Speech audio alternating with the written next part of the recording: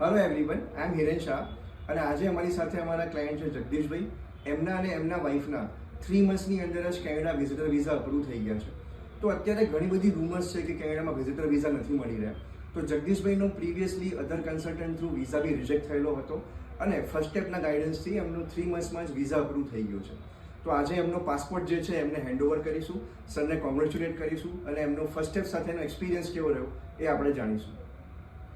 Sir, congratulation. Okay, મારું નામ પટેલ જગદીશ, નરોડા અમદાવાદનો રહેવાસી. ફર્સ્ટ સ્ટેપમાં મેં વિઝા માટે એપ્લાય કરી હતી.